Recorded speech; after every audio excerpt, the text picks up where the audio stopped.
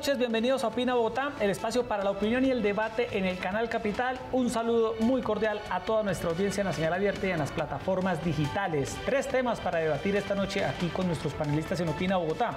En las últimas horas ha trascendido que Colombia no suscribió el llamado Acuerdo del Grupo de Lima, que expidió un documento donde rechazan cualquier intervención militar en Venezuela.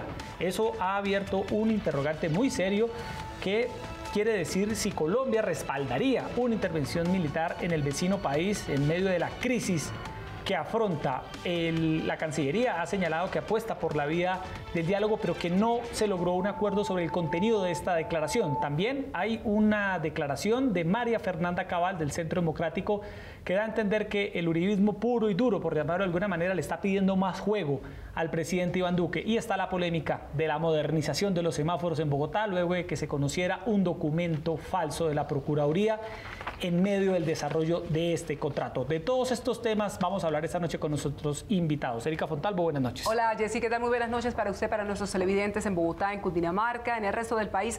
Gracias por estar con nosotros en esta nueva semana. E iniciamos con esa polémica que no solo está encendida en Colombia, Jessy, sino en buena parte de la región. ¿Realmente se está hablando de una intervención militar en Venezuela? En las últimas horas, el secretario general de la Organización de Estados Americanos, Luis Almagro, en un video difundido en las redes sociales oficiales, ha señalado que algunos sectores malinterpretaron sus declaraciones, las que ofreció en Colombia, porque en ningún momento se refirió al apoyo de una intervención armada a Venezuela y que por tanto se deben agotar las vías diplomáticas y que además se deben dejar todas las opciones abiertas. Pero muchos sectores estiman que si esta no sería la salida que resolvería de una vez por todas la difícil situación humanitaria de Venezuela. Los expertos indican que solo cuando se trata ya de una situación in extremis, cuando está en juego la vida de decenas de miles de personas, como por ejemplo lo que ocurrió alguna vez en Ruanda, se debe dar una intervención de este tipo. Pero muchos, insisto, se preguntan, ¿Venezuela no se parece cada vez más a una sin salida que pone en riesgo la vida de millones de personas? La polémica está abierta. Saludamos esta noche en Opina Bogotá a la concejal Lucía Bastidas del Partido Alianza Verde. Concejal, buenas noches, bienvenida a Canal Capital. Muy buenas noches, Erika, Yesida, José Jaime, a la teleaudiencia, y felicitarlos por el premio que tuvo Canal Capital. Estamos listos para debatir sobre los temas de interés bogotano y nacional. Bueno, muchas gracias, concejal. Y también nos acompaña el representante de la Cámara, José Jaime Uzcategui, del Centro Democrático. Como siempre, representante, buenas noches y bienvenido. Buenas noches para todos los televidentes. Un gusto estar acá con ustedes, con Lucía como compañera de mesa y dispuestos a debatir. Bueno, vamos a entrar en materia, pero antes quiero que veamos una retractación de la hoy vicepresidenta Marta Lucía Ramírez, que nos hizo llegar a Canal Capital. El pasado 29 de noviembre del 2017 dije lo siguiente en el programa Opina Bogotá de Canal Capital.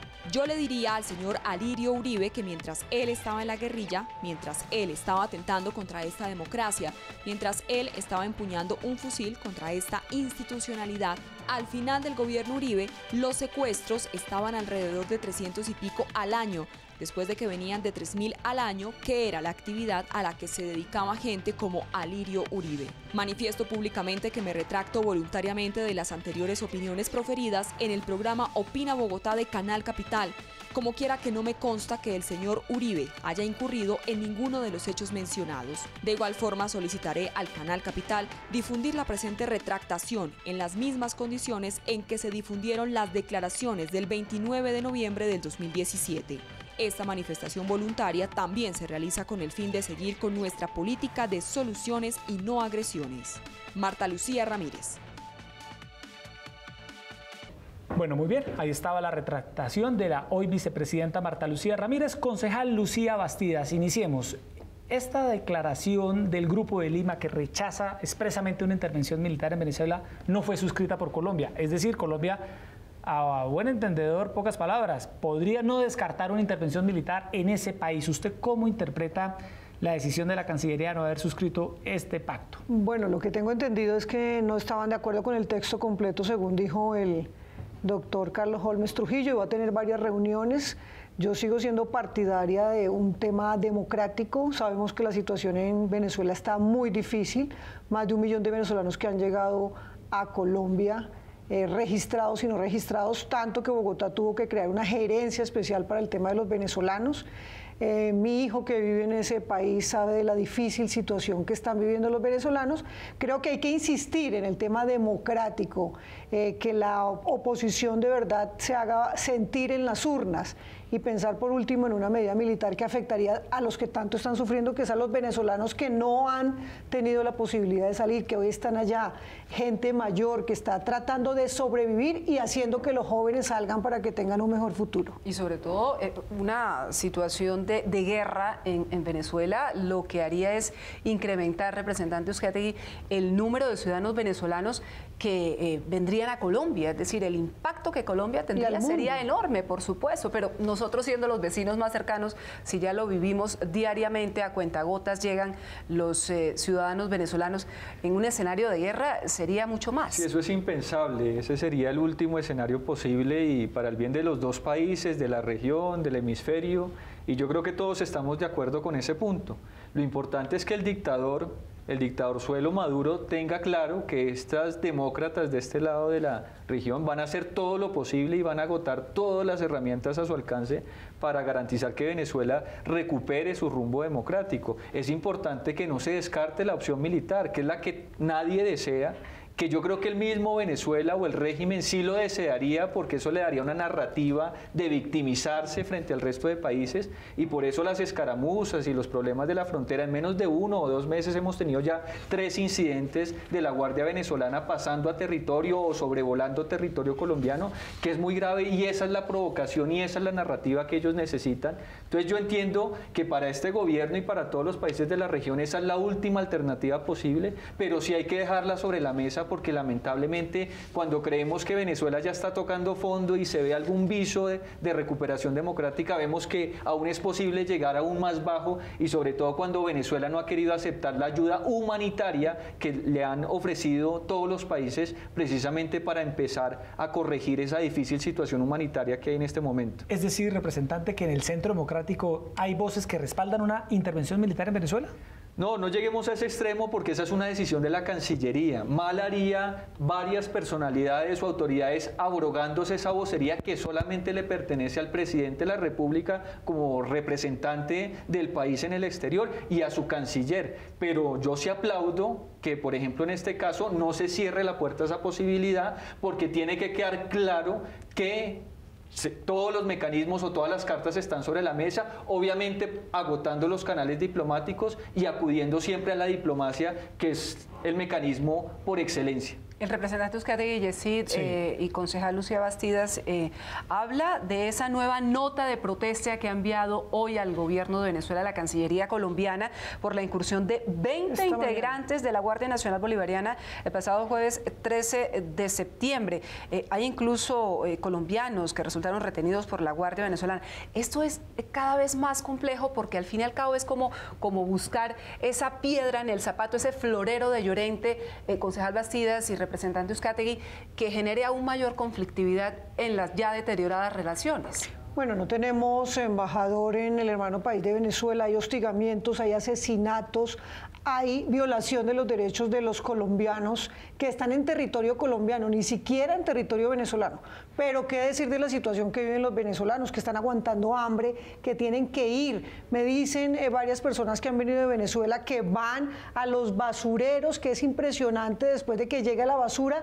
Miles de venezolanos buscando qué comer. Yo les preguntaba qué carne estaban comiendo y decían, no, es que ya no hay qué comer. Realmente la situación de Venezuela es dramática.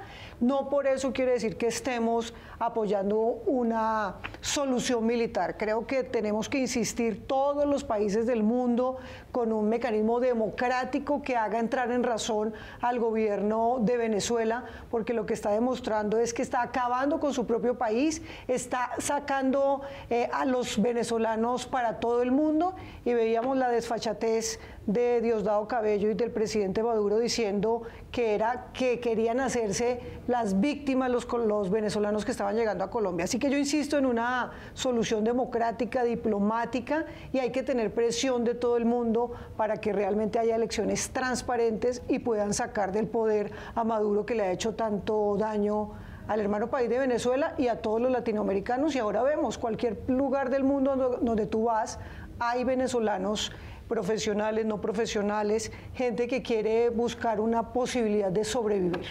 El presidente Duque ha hecho énfasis en una política de aislamiento, de condena internacional, de muchas voces en el escenario regional y mundial, de rechazo al régimen de Nicolás Maduro. ¿Qué acciones en concreto también debería adelantar el presidente Duque, el representante Uzcategui, para que en el corto plazo la situación en Venezuela empiece a cambiar por toda la problemática, Erika, que se está suscitando de migrantes, de personas realmente en una situación muy lamentable que están viniendo a Colombia, donde los estamos ayudando y todos debemos ayudarlos para que puedan reiniciar sus vidas? La expresión que utilizó Tuto Quiroga hace poco que estuve en Colombia, expresidente boliviano, él decía, mire, la receta es stop, como pare en inglés, y así hace alusión, S para sanciones, T para tribunales, O para la OEA y P para el petróleo, tratando de manejar esas 4 variables que miren que la intervención militar no hace parte de esa primera receta, es que podemos lograr avanzar en ese aislamiento que efectivamente el gobierno Duque, con responsabilidad, porque es que es un clamor a gritos en el país lo que está sucediendo con los venezolanos, ya esta crisis humanitaria se desbordó por completo, Bogotá lo está sufriendo como ciudad capital, pero todo el país y las carreteras de Colombia son testigos de esa situación, es decir que esa es la receta, pero hay que avanzar en otros aspectos. Lo que se hizo en la cumbre de Quito fue importante, 13 países, no solamente los del Grupo de Lima, sino algunos incluso caribeños se suman a ese llamado.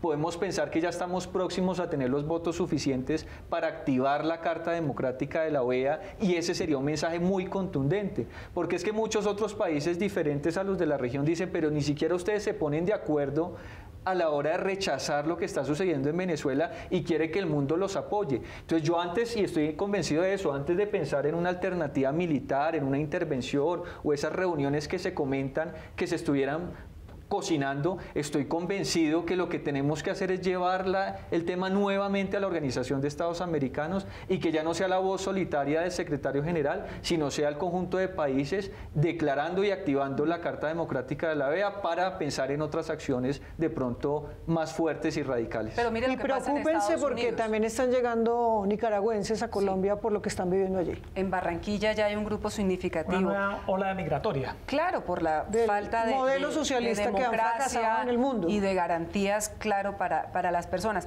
Pero mire, mientras el Grupo de Lima, que considera roto el orden democrático en Venezuela, apoya que se establezcan las vías diplomáticas, rechaza cualquier intervención militar, hay figuras tan importantes como el senador republicano por Florida, Marco Rubio, que ha propuesto hoy que se aumente la cooperación militar entre Estados Unidos y Colombia, precisamente para evitar, dice él, que la frontera se siga convirtiendo en un foco de inestabilidad y que se dé un escenario que ya resulte con un retroceso irreparable en América Latina, y ha pedido reforzar las capacidades defensivas de Colombia en caso de conflicto.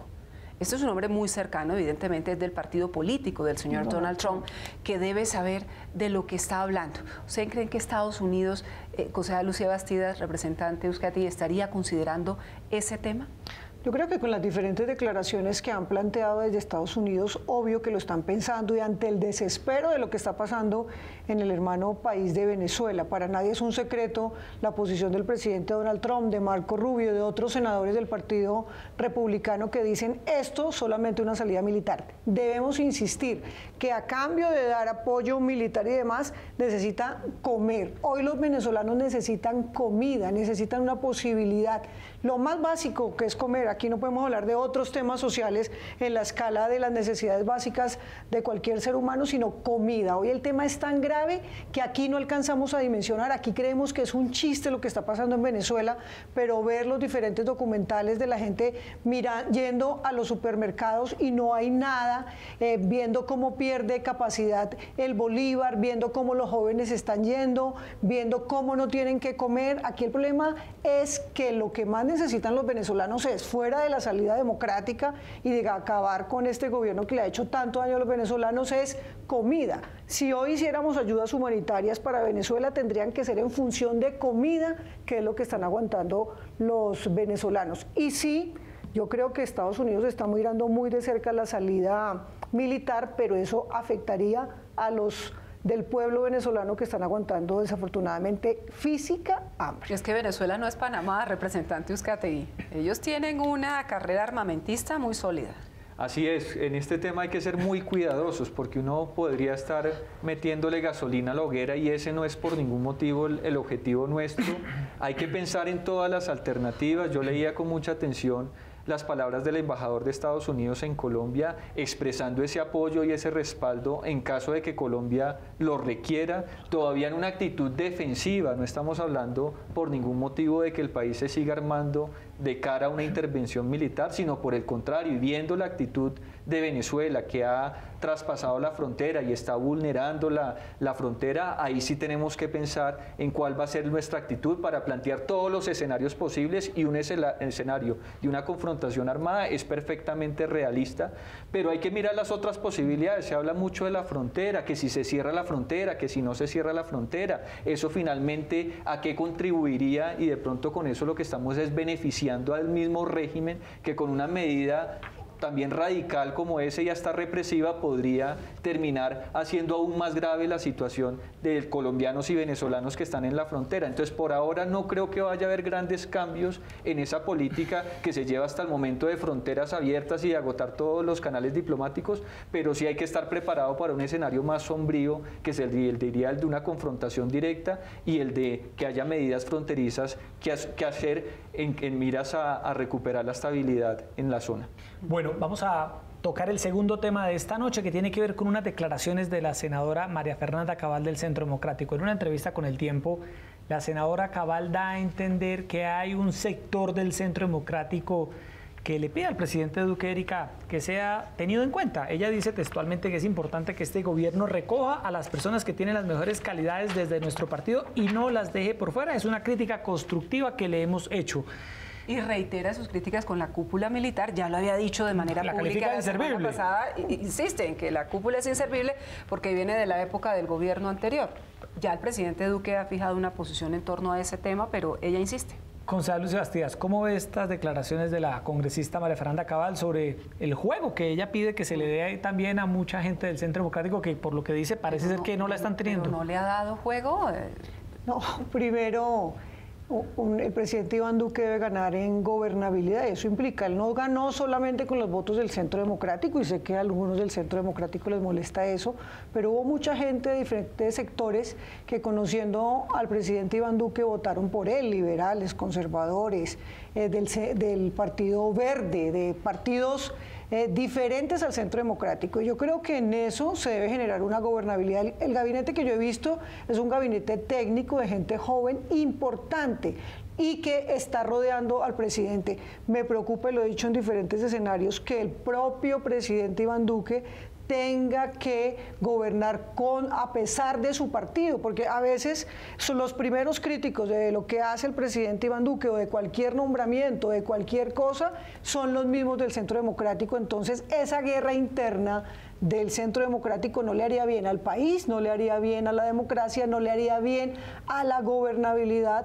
del presidente Iván Duque. Yo creo que aquí hay que buscar la mejor gente de todos los partidos, y en eso el alcalde Enrique Peñalosa dio un ejemplo. No puso de secretario de gobierno a alguien que estuvo con la campaña del alcalde Rafael Pardo, el candidato en ese momento Rafael Pardo. Yo creo que hay que buscar lo mejor y hacer un gobierno para todos los colombianos. Aquí no se trata, si estuvo en el gobierno de Santos, entonces no lo pueden nombrar si estuvo en el gobierno. Hay que ser muy responsables con eso. Y hay quienes dicen que los partidos de gobierno siempre son insaciables, y creo que lo que demuestran esas declaraciones a veces es eso. Hay el mismo que debería estar rodeando al presidente Iván Duque, debería ser su partido, el Centro Democrático en primera instancia. Creo que Iván Duque es un hombre moderado, que es un hombre racional, que es un hombre que quiere hacer las cosas bien, pero cuando llevamos mes y medio y empezar con esas disputas que hay dentro de los diferentes sectores del Centro Democrático, pues es darle un papayazo a la oposición que sí está unida y que está buscando posibilidades para cualquier error del gobierno, ponerle la zancadilla. Representante Uzcategui, ¿hay división o es un malestar aislado de la señora María Fernanda Cabal, que siempre ha sido una mujer muy polémica, muy crítica, con muchos temas, incluso en el interior de su propio partido? Es muy prematuro hablar de una división cuando ha transcurrido un mes, mes y medio de gobierno. Todos nos estamos acoplando a este nuevo gobierno, venimos de ser oposición durante 8 años, entonces ese cambio de rol no es que fluya necesariamente tan rápido como se quisiera. El Partido Centro Democrático, como todos los partidos, es un partido de matices. Somos más de 50 congresistas y que todos estemos absolutamente de acuerdo en todos los puntos de la agenda de gobierno y del estilo que queremos de gobierno para el país para los próximos 4 años no siempre se produce de esa manera. Bienvenida a la voz de una representante, hoy senadora María Fernanda Cabal, que es una voz un poco más radical dentro del Centro Democrático, pero que aplaudimos y agradecemos porque a veces nos sirve de polvo a tierra a otros sectores del partido que podemos ser más moderados para que el debate que llegue a manos del país sea el que el país necesita. Nosotros hemos acostumbrado... No es eso, porque claro, o sea, hacer ese tipo de reclamos en público le queda a uno la sensación que la unidad en el partido de gobierno se está resquebrajando. Para allá iba, Erika. Nosotros hemos un poco la norma o la regla de juego fundamental es que las críticas las hacemos en privado con el ánimo constructivo de que las cosas tomen el rumbo que deberían tomar. La doctora María Fernanda Cabal se ve con el deseo de hacer una apreciación, por ahora es su apreciación personal, que estoy seguro que va a ser bien recibida y escuchada por el gobierno, porque es que esto tampoco es un comité de aplausos o que por ser bancada de gobierno somos el comité de aplausos del gobierno. Pero usted está de acuerdo con lo que ella dice. ¿Usted siente que hay gente del Centro Democrático que no ha tenido el suficiente juego en el gobierno? Yo siento que el llamado es legítimo. Tenemos un gabinete que ha sido supremamente técnico, el país lo necesita, esa fue la promesa de campaña.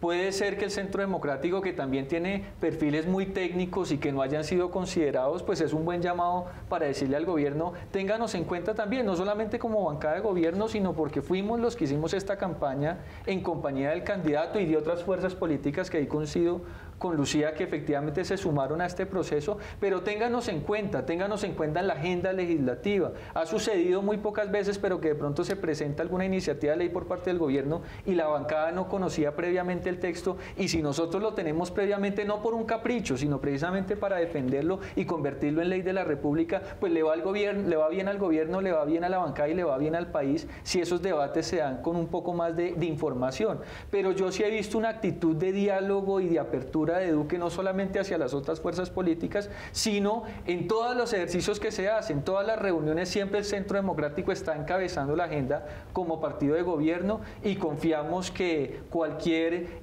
discusión o resquemor que pueda existir en ese aspecto, pues se resuelva favorablemente y que podamos avanzar, porque no hay una división dentro del Centro Democrático, y lo digo con claridad, porque es que yo participo en las reuniones de bancada y en un mes he visto que hay mucho por mejorar, pero las cosas están avanzando a buen ritmo. Yo creo que... No están agarrados. No, sí, ahí hay una versión de adentro de las reuniones. Todo fluye bien. Todo fluye bien. Bueno, o sea, no hay dos bancos. hasta el momento. Bueno, es importante esa aclaración. Pero yo creo que empezamos los colombianos a tener preocupación desde el día de la posesión del presidente Iván Duque. Cuando hace el discurso el presidente del Congreso, yo veía caras, veía preocupaciones, veía en las redes sociales como la preocupación tan distinto por el discurso que tenía el presidente Iván Duque. Entonces desde ahí empiezan a verse diferencias dentro de los sectores que hay al interior del Centro Democrático. Pero yo lo que le digo es al Centro Democrático, ojo, porque esas manifestaciones, esos modos, esas diferencias pueden estar dándole un papayazo genial a la oposición, que no va a escatimar ningún esfuerzo por afectar al gobierno del presidente Iván Duque. Representante, este término, para no salirnos del tema de senadora María Fernanda Cabal, de inservibles a los integrantes de la cúpula militar. Usted es un hombre que viene precisamente de una familia de militar. ¿Cómo se recibe este término? Yo se lo digo personalmente, a mí me duele que a nuestras fuerzas militares las califiquen de inservibles, porque son los héroes de la patria, hombres y mujeres que se dejan la piel para garantizar la seguridad de todos los colombianos, y que se le utilice un término tan despectivo me parece muy injusto. Yo ahí también coincido contigo, Erika, me aparto de ese adjetivo. No me parece ni justo con estos hombres que portan un uniforme y que le prestan un servicio enorme al país, que dicen que es que había una cúpula militar arrodillada al presidente Santos. Menos mal es así, gracias a Dios es así, que tenemos una fuerza pública completamente subordinada a la autoridad civil y que sigue los lineamientos del comandante en jefe, que es el presidente de la República. Entiendo que hay un llamado para que haya una renovación dentro de la fuerza, que es apenas natural, es que vienen hombres hacia abajo que también se han preparado para ocupar esos roles de liderazgo, y en un proceso natural estoy seguro que el cambio de cúpula se va a producir, probablemente de aquí a diciembre, un poco antes, un poco después, pero necesariamente se va a producir, porque ese es el orden natural de las cosas. Pero también escuché alguna vez a María Fernanda Cabal, que ella habla en su condición de senadora, hace un llamado, pero tiene absolutamente claro que el comandante en jefe es el presidente de la República, y ella puede lanzar una apreciación de esas que no necesariamente es compartida por todos los integrantes del partido, pero es el presidente de la República. En su fuero interno, en algún momento le hacía la pregunta al ministro Botero y me decía: mire, eso es potestad directa del presidente, todos podemos decir, opinar, pero finalmente quien toma la decisión es el presidente de la República, y el presidente Duque sus razones tendrá para tomarse un poco más de tiempo a la hora de tomar una decisión de ese calibre. Sí, decía usted que las cosas por ahora están muy bien, pero que hay cosas que hay que mejorar. Cuéntenos, representante, ¿cuáles son esas cosas que usted cree que se deben mejorar, Erika, en esa fluidez entre el partido de gobierno y el presidente? En ese engranaje, es fácil. Bueno, el gobierno está recorriendo el país con estos talleres, construyendo país por todo lo largo y ancho del territorio nacional. Nosotros en algún momento dijimos, pues por favor infórmenos con la debida anticipación dónde se van a realizar esos talleres, los temas a tratar, para que nosotros como bancada también podamos ejercer algún liderazgo regional y territorial en esos espacios. Se ha pedido información sobre la agenda legislativa, que se nos llegue con la debida anticipación, con el ánimo de fortalecer la posición de gobierno dentro del Congreso de la República. Se ha dicho, evidentemente, que hay muchas personas del Centro Democrático que acompañarán en esta campaña y que tienen perfiles técnicos muy importantes para que también sean considerados a la hora de los nombramientos. Ese es un proceso que todavía está en curso y que tampoco hay que satanizar, porque es que venimos de un proceso muy difícil, que fueron 8 años de mermelada, donde el gobierno cambiaba votos por puestos, burocracia, consulados, embajadas, y llega un gobierno con un nuevo estilo de gobernar, y todas las fuerzas políticas nos tenemos que acomodar a ese nuevo estilo de gobierno, porque es el estilo que el país necesita verdaderamente, para que haya transparencia en el proceso legislativo, para que haya un verdadero diálogo social, para que los mejores sean los que desempeñen los cargos públicos. Es decir, que yo veo 2 o 3 cosas simplemente para ajustar, pero yo siento que son pequeñas arandelas, porque hay una expectativa muy grande frente a Iván Duque, y nosotros queremos que él pase a la historia como uno de los mejores presidentes de la historia de este país, y nosotros como bancada de gobierno poder sacar pecho y decir que nosotros participamos de ese proceso también. Por eso a uno le sorprende y le inquieta, concejal Lucía Bastidas, que la señora María Fernanda Cabal esté como pidiendo puestos, porque ustedes están anunciando que van a gobernar de una manera totalmente distinta. Sin mermelada. Sí, sin mermelada. Ha dicho el presidente Duque. Pero no creo que ese sea el llamado propiamente. Sí, en este tema de la mermelada no tiene mucho sentido, pero sí no deja de ser un poco como desconcertante que ella esté diciendo...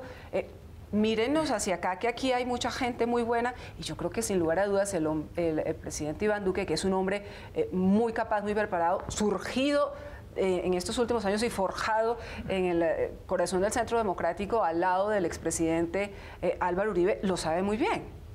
Sí, primero a veces disfrazan el tema, ¿queremos mermelada o no queremos mermelada? Es una discusión que siempre se da en los gobiernos. Cuando dicen aquí tenemos unas hojas de vida con perfiles técnicos de gente que ayudó a la campaña para que los nombren, ¿eso qué es? ¿Es mermelada o no es mermelada? Lo otro es para decirle a la senadora María Fernanda Cabal, el presidente Iván Duque es el presidente de los colombianos. Y el partido que tiene que rodear al presidente, en primera instancia es su partido, que es el Centro Democrático, porque yo he visto otros sectores que no están en la coalición de gobierno diciendo 1 año le vamos a hacer la vida imposible al presidente Iván Duque para que tenga que ceder y darnos unos cargos. Entonces, aquí lo que están pidiendo algunos de manera disfrazada es mermelada a lo que el presidente Iván Duque ha dicho no, y lo hemos visto con esos perfiles técnicos que están teniendo en las principales ministerios de lo que ha nombrado hasta ahora. Bueno, entremos al tercer tema y último tema de la noche. Tiene que ver con la modernización, Erika, de los semáforos de Bogotá, la semaforización inteligente. Una idea, Erika, que viene desde hace muchos años intentando poner en marcha la ciudad. Y que la ciudad necesita. Diferentes alcaldías han intentado modernizar los semáforos y siempre pasa algo. Siempre hay algún problema, siempre hay un lío con la licitación. Y en el caso actual avanza un contrato para modernizar los semáforos de la ciudad. Y en la semana reciente se conoció un documento falso puesto en evidencia por la propia Procuraduría y que sirvió de base para que el distrito le diera vía libre a la ejecución de este contrato. En su momento no lo supo, Secretaría de Movilidad en su momento no lo supo, le remiten una carta directamente de la Procuraduría, luego de esos cuestionamientos que tenía la Procuraduría, que había pedido que se suspendiera el avance de ese proceso, como lo hizo en su momento Movilidad, y luego, supuestamente tras ese aval de la Procuraduría, se firma el contrato de la semaforización inteligente en Bogotá. Pero ¿a quién le cabe en la cabeza que hay un documento falso? Que hay un documento falso de la Procuraduría. La propia Procuraduría advirtió, ya la alcaldía lo denunció penalmente. Y la gran duda que queda es qué viene para la modernización de los semáforos, que es lo que más necesitamos en Bogotá. Concejal Lucía Bastidas, ¿cómo analiza usted este tema y qué hay que hacer? ¿Qué podría pasar? Primero, la semaforización inteligente en Bogotá se requiere hace años. 11 años llevamos tratando de modernizar el tema de semaforización y no se ha podido. En el 2007 hubo un borrador descartado. En el 2009, revocatoria del proceso. En el 2011... ninguna oferta cumplió. En el 2011 otro proceso y se ha terminado porque hubo problemas de seguridad informática. Es decir, siempre han estado manos no santas en función de parar el proceso de semaforización en la ciudad. ¿A quién le conviene? ¿A quién se le ha prorrogado tanto el contrato? Necesitamos que la Fiscalía intervenga, porque aquí hay manos delincuenciales. Cuando hacen llegar un documento falso a nuestros escritorios de la Procuraduría, falsificando Procuraduría, nombre, esto es una mano delincuencial y necesitamos los bogotanos, porque esto no afecta al secretario de Movilidad, esto no afecta al alcalde Enrique Peñalosa, esto nos afecta a todos los bogotanos que no tenemos hoy unos semáforos inteligentes que paren cuando no hay carros sobre las principales vías, que tengamos detectores, que tengamos las posibilidades de estar a la altura del mundo. ¿A quién le conviene?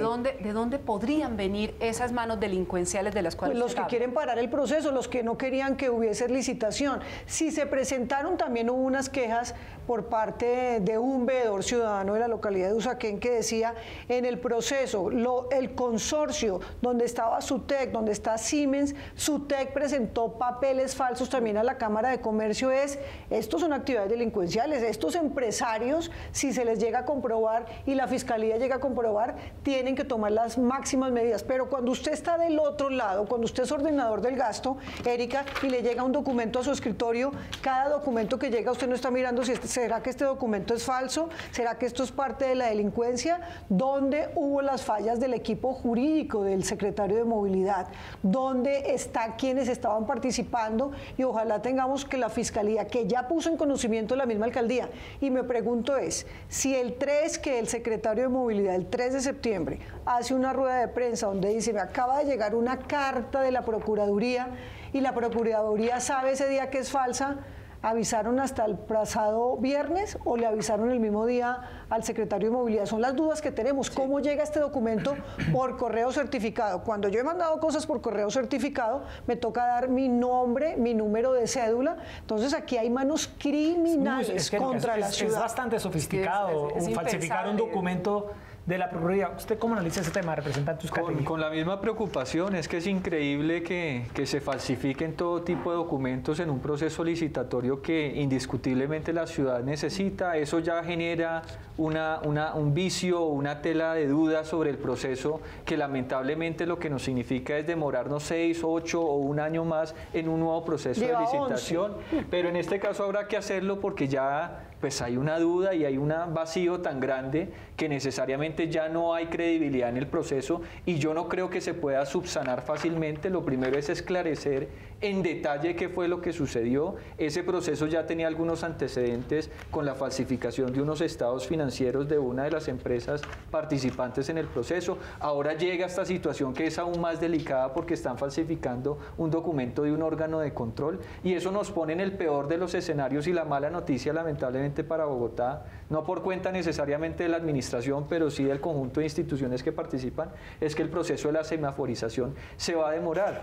Es muy grave, miremos el tema de fondo, ¿qué hacemos en Colombia? Porque es que el ordenador del gasto, como lo comentábamos hace un momento, es sufriendo a ver cómo blinda el proceso, no solamente para que el proceso no se caiga, sino para que el funcionario no termine en la cárcel por cuenta de un mal procedimiento. Pero al mismo tiempo, entonces, la ciudad no avanza en las obras y en la infraestructura que requiere precisamente por esas fallas en el proceso. Entonces sí estamos esperando una explicación de la Secretaría de Movilidad y de la Alcaldía Mayor, de la misma Procuraduría, porque es que yo hasta ahora me entero que es que pueden estar rotando por ahí documentos del órgano de control y nadie sabe o nadie se entera, que afortunadamente fue ahora antes de un desembolso o de un proceso más avanzado en el ámbito contractual, pero igualmente grave. ¿Dónde está la veeduría distrital? ¿Dónde está la Contraloría? ¿Dónde está el Consejo con su función de control político que seguramente lo están ejerciendo? ¿Dónde estamos los representantes a la Cámara por Bogotá también encendiendo las alarmas? Y que no nos suceda como en otros procesos que se nos robaron la 26 entera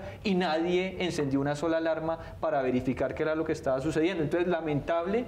Ya intentemos subsanar si es que es un proceso subsanable, que yo no creo que lo sea, y lo cierto es que si se pensaba poner en práctica o entrar el inicio del contrato a partir del segundo semestre del año entrante, ojalá haya tiempo suficiente para subsanar cualquier irregularidad y que quienes sufran no sean los bogotanos que están a la espera, como se decía aquí, desde hace años de una solución que la ciudad verdaderamente necesita. A mí sí me extrañó conociendo todo este tema, que una llamada entre la Secretaría de Movilidad y la Procuraduría para confirmar, mire, el acuso recibido de que me mandaron esta carta, es lo que uno pensaría que por lo menos la Secretaría de Movilidad, y tiene que dar explicaciones también la Secretaría de Movilidad, por qué no lo hizo para confirmar la veracidad de esta carta. Yo estoy de acuerdo con la concejal Lucía Bastidas, que dice, uno no está esperando que le llegue una carta falsa, pero si le llega una comunicación en medio de un proceso tan polémico, lo que uno debería hacer es, mire, me acaba de llegar esta carta, no sé, bueno, ¿de quién viene? ¿Por qué llega? ¿Está totalmente todo en orden? ¿Podemos avanzar?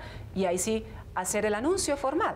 Miren que el proceso, cuando se ha hecho un proceso licitatorio, porque esto fue un proceso licitatorio, cuando hablan de los documentos falsos, la misma Cámara de Comercio dice, es que eso es lo que ellos radicaron aquí. Entonces sería que cuando usted está de ordenador del gasto dirigiendo una entidad no puede creer en ningún papel de los que le están radicando. Ese es un tema que deben revisar el Congreso de la República para el tema de contratación. Y todo resulta fácil diciendo, claro, debieron llamar a la Procuraduría, debieron hacer esto. Son miles de papeles que llegan a todas las entidades del distrito todos los días. Cuando usted le llega una carta de la Fiscalía, cuando le llega una carta de la Procuraduría, usted asume que si tiene el sello, tiene la firma, llegó por correo certificado, no podemos tampoco poner como si estuviéramos en la mafia siciliana o en la época de la mafia en Nueva York, ponerle absolutamente manto de duda a absolutamente todos los documentos que lleguen. Lo que yo creo es, uno, debemos esclarecer quiénes son los interesados que en Bogotá durante 11 años no se haya podido dar el proceso de semaforización. Por todo lo que les dije anteriormente, siempre hay denuncias, demandas, no se presentan al proceso de semaforización en Bogotá, que es tan importante y que son 173.000 millones de pesos. Segundo, ¿cuáles y qué está haciendo la Fiscalía y la Procuraduría para detectar esas manos criminales? Porque aquí lo de menos es lo del doctor Juan Pablo Bocarejo, que algunos están pidiendo moción de censura. Hoy la oposición, ¿no? Claro. ¿Cómo ve eso en el Consejo? El Polo Democrático, cuando se robaron este gobierno, esta ciudad, en el gobierno de Samuel Moreno, No hubo ninguna moción de censura, no hubo ningún pronunciamiento, pero ahora y en el gobierno pasado tampoco, ni con el tema de los camiones de la basura, ni con lo de la conejera, ni con el actor que contrató en la unidad de malla vial y otros ejemplos. Se quedaron absolutamente callados los de la oposición, que hoy politiqueramente están pidiendo la renuncia del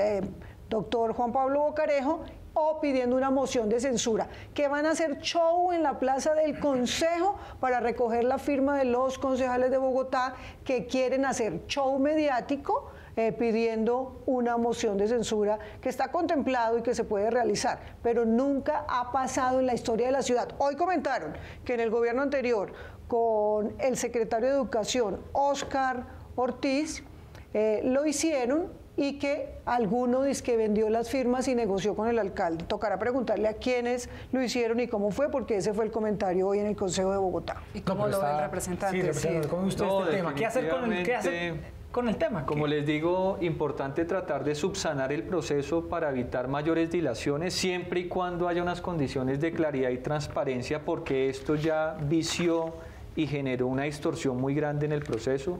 Estoy de acuerdo que la Fiscalía General de la Nación, esto ya son manos criminales, esto no es un procedimiento o un protocolo que hay que cumplir, sino lo que es en realidad la función pública, es decir, que la Fiscalía General debe proceder.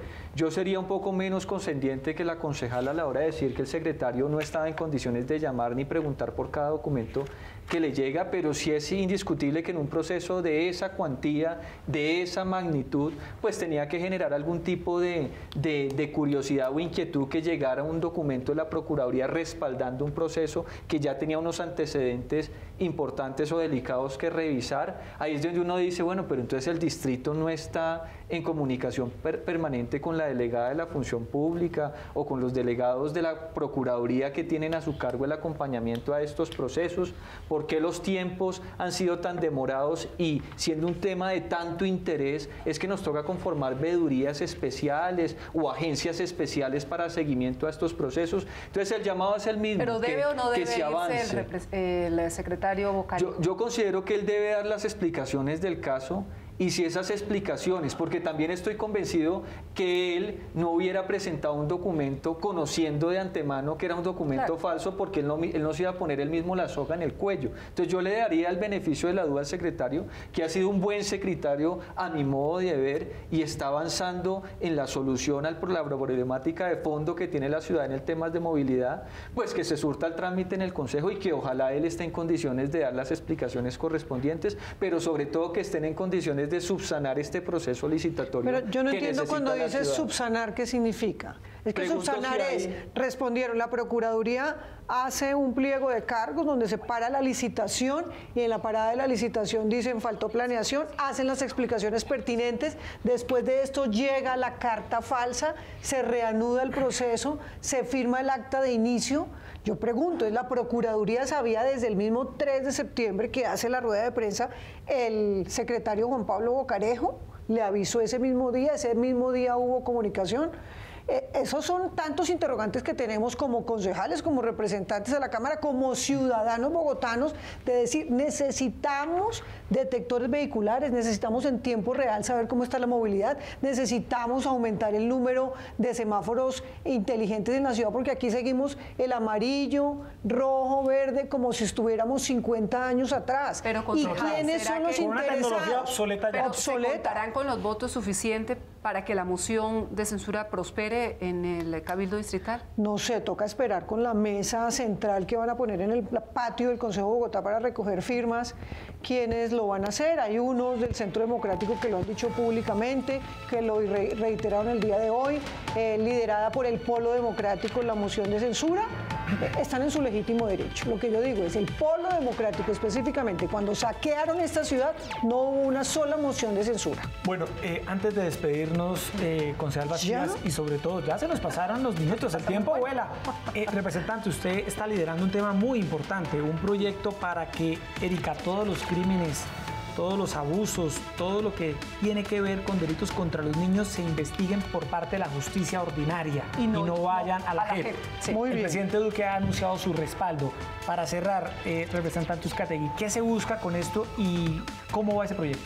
Es muy importante porque se dice, la Constitución habla del artículo 44 en el que se dice que los derechos de los niños están por encima de cualquier otro derecho, pero lamentablemente en este tema de justicia transicional no quedó así consignado. Los delitos de violencia sexual, de acuerdo con la Corte Constitucional, van a pasar a la JEP cuando ya había dicho el Congreso que debían ser de conocimiento exclusivo de la justicia ordinaria, y por eso nos vimos forzados a presentar este proyecto de ley para hacer esa claridad, que taxativamente quede consignado en la Constitución, que el que viola a un niño jamás puede ser considerado como un rebelde o como un actor armado beligerante, sino que es un criminal al que le debe recaer todo el peso de la ley en condiciones de la justicia ordinaria, que son las más rigurosas, con penas hasta de 60 años y sin ningún tipo de beneficio penal. Entonces hemos hecho ese llamado. A mí me preocupa la decisión de la Corte, que aún no ha salido la sentencia, pero ya se dijo que esos delitos sí van a quedar incluidos en la JEP, y así ha llamado para que no piensen que esto es de colores políticos e ideologías. Está un subteniente del ejército condenado por el asesinato y la violación de 3 niños en Tame, Arauca, y con base en la interpretación de la Corte, ese subteniente podría salir con libertad acogiéndose a la JEP. No tiene nada que ver los delitos contra los niños con la revolución, ni contra la rebelión. Ni las violaciones de las mujeres tampoco. Sus derechos son prevalentes, así de sencillo. Y ese es el llamado a la Corte Constitucional para que ojalá matice o limite el alcance de su sentencia, y ahora nos den la oportunidad con este proyecto de acto legislativo que fue firmado por 35 congresistas de varias bancadas, no solamente el Centro Democrático, para que le pongamos punto final a una discusión que es vergonzosa. De la posición de la Corte, representante Uzcategui, el proyecto puede avanzar y puede echar para atrás, para llamarlo de manera coloquial, la decisión que tome la Corte. Esos proyectos no son retroactivos, es decir, que automáticamente no cambia la interpretación ya